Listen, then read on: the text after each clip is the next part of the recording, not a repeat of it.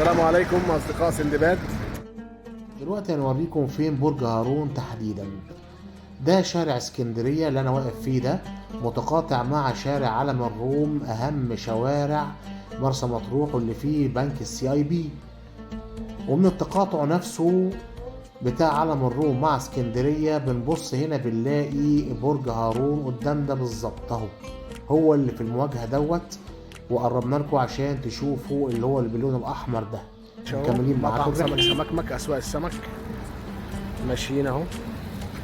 احنا دلوقتي في السوق، ده السوق اهو، والبرج هناك اهو،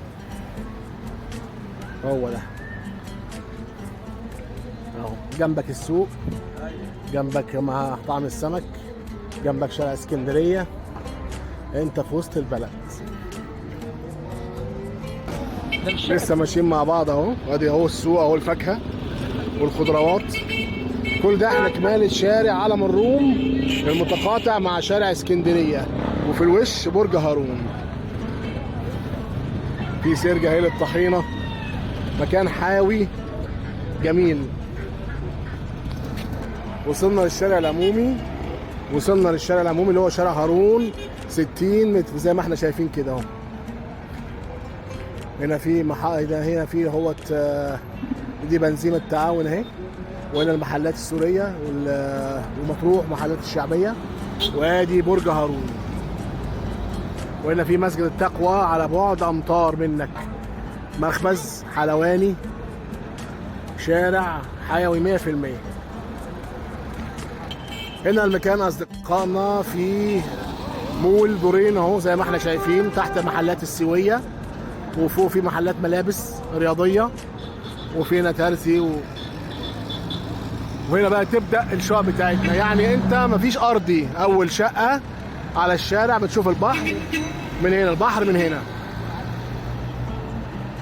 هنا كده، وفي بقى من ورا على اللي هو النادي الرياضي برج هارون. كملت دلوقتي اهوت من شارع هارون على الكورنيش، لقيت الكافيتيريا الظريفه دي سي سبوت، ولقيت فندق كليوباترا.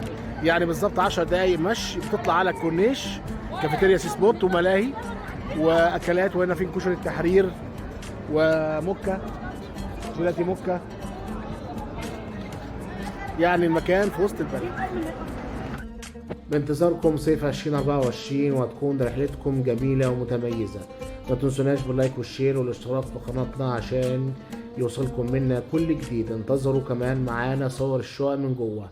دعمكم لينا دايما بيقوينا. شكرا جزيلا ليكم والسلام عليكم.